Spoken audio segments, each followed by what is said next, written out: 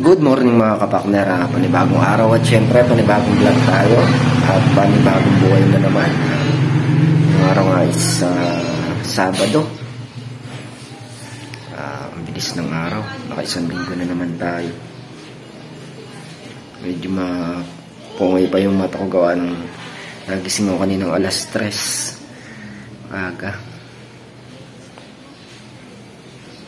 Hanggang ako nagising. Lusong na sana ako kanina mga 4:30, iniisip ko medyo madilim pa. Ginawa ko, natulog uli ako. Nagising na ako 6. Pero kung mga 4:30 ko nagising, talagang pwede nang lumusong. Sana maganda yung panahon ngayon. Magkulimlim uli sana para medyo malaki yung mga trabaho namin. Kailangan maitayo pa yung sa kabila magbubutas pa doon sa kabila. Tapos dito naman sa kahapon magbubuhos pa. Half day lang si Tol na riyan ngayon. Mamimili sila mamayang makapananghali Kaya kailangan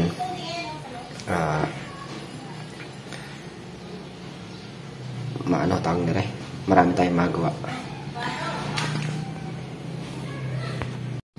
Mga kapakner, at palusong na nga ako. Ando na siguro si Katrops. Mga kapakner, at dito na ako sa Lin Farm. Mali kanina pa ako umalis, kaya lang tinanghali tayo, nasiraan. Natuyuan ng langis yung motor. Kaya nagpadala pa ako ng langis kila Mrs. Kapakner.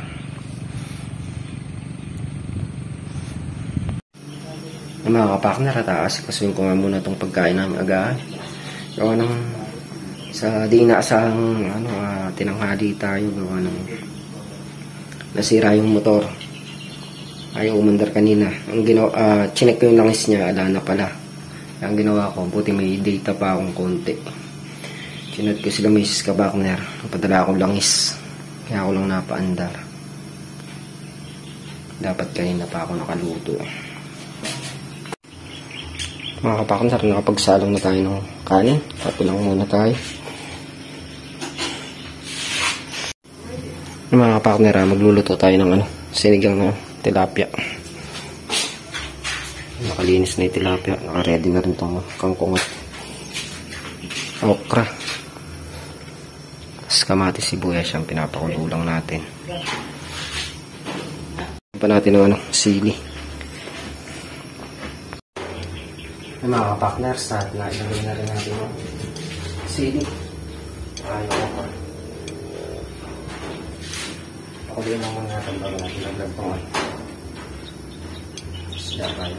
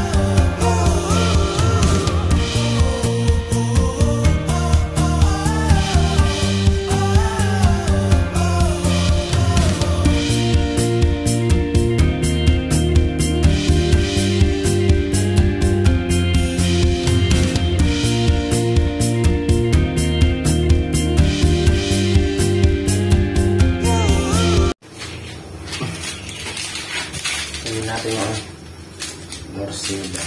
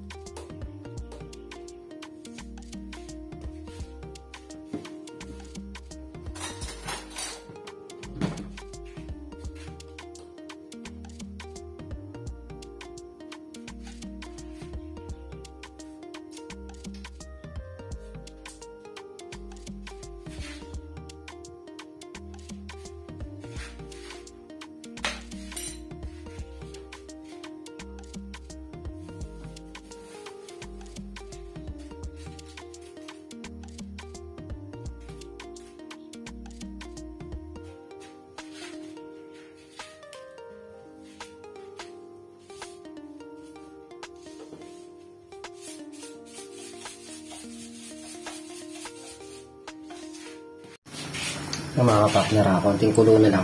Tuto na yung aking sinigang na tilapia. Lalagay ko lang kasi yung kangkong. Pakulay lang natin konti. Yung mga partner, at tuto na nga yung ating sinigang na tilapia. Tawagin natin sila para makapag-agdahan. Ando sila tol na rin kasi makmak. Yun na, doon sa may kabilang gilid doon, sa may kalsada doon. Nag-ano sila. Nagbabaray na. Magkakabit din kasi ngayon ng ano dyan. Mga poste. Naapura niya kasi half day lang siya. Mamaya kami naman yung makakamapupos dyan. Pagkakain ng agahan mga partner. Magsasako na ako ng mga buwang tsaka graba. Tawagin ko na sila. Mga kapartner, tulong muna daw tayo doon. Nagasipat ulit tayo. Tatayo na kami ng ano, mga poste na yan. Tatayo na namin doon sa dulo. So, mamaya puro buhos na lang. Yung mga kapartner sa bakit muna kami na ano, sinasakay namin sa mukha ng malayo na kasi yung hakutan.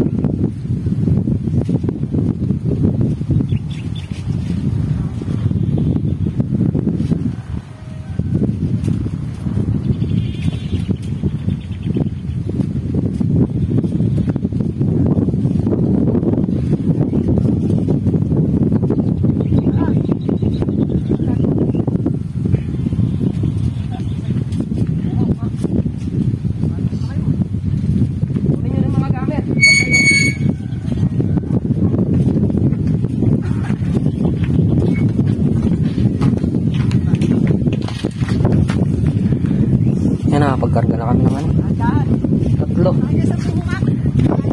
Mamaya na lang uli.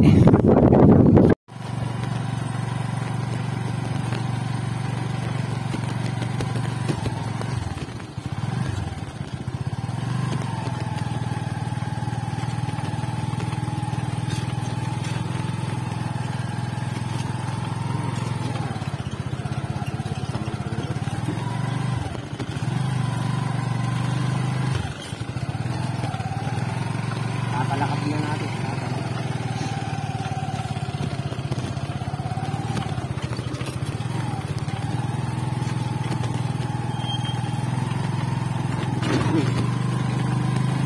Ops. Hindi, dito natin bababa yung isa. Yung nasa gitna.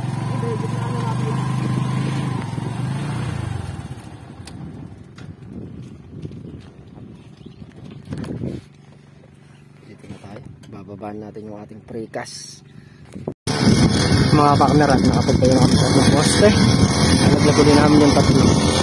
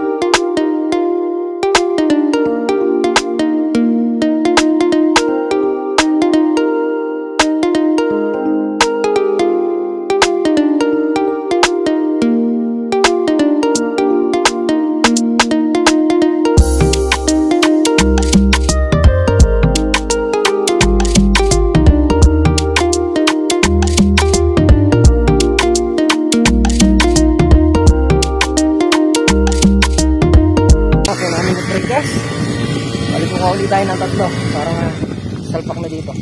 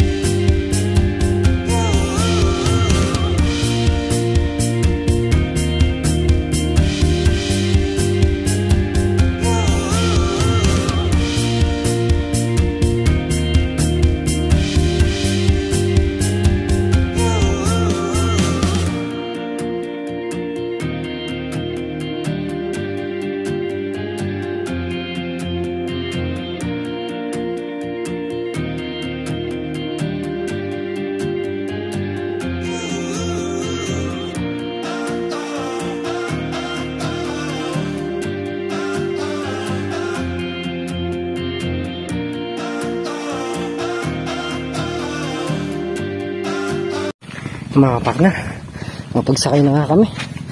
Sobrang bigat nung ano na to. Kung mga ilang araw pa lang siya natutuyo, kaya talagang matimbang.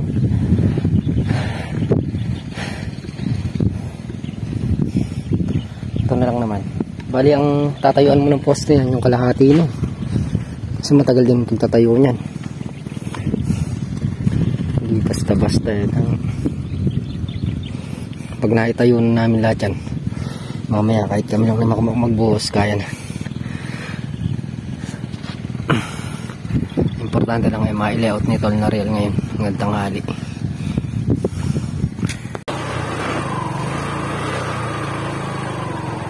Dahan-dahan ito mga kapatners. Wala nang baka mabalik.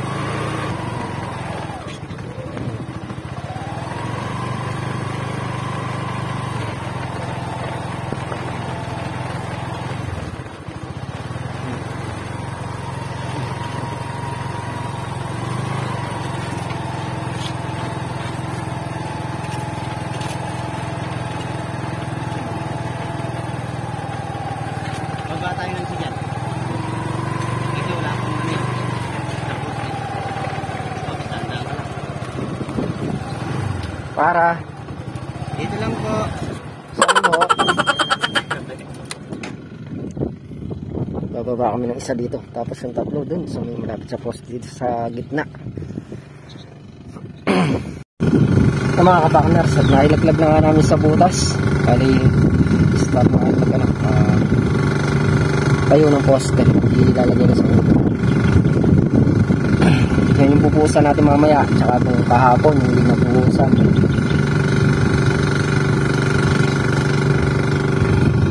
Ayun lang natin sila.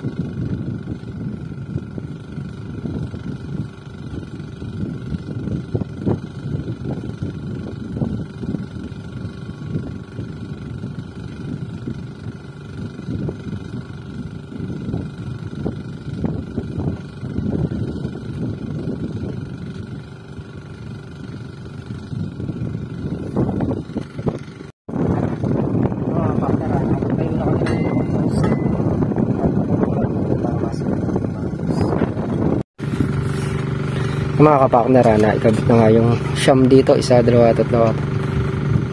Siyam. 10 yata yan. Siyam. Ito pa 10. Ito yung pang 10. Mamaya namin ikakabit to. Pero bago namin ikabit yan, bubuhusan namin to. Para di na magalaw. Ginagalaw ni Makmak eh. Muna tayo dito sa kubo para kumain ng ano yung tawag dito? Sa gabi dinner eh. Morning breakfast, afternoon break. Yan, mga ball pa yung isang poste. Mamaya ayusin natin yan.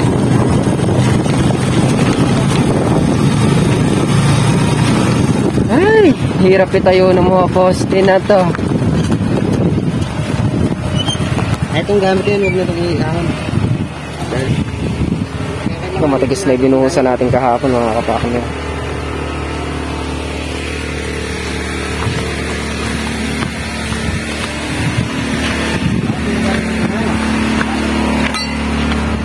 Laga mo na.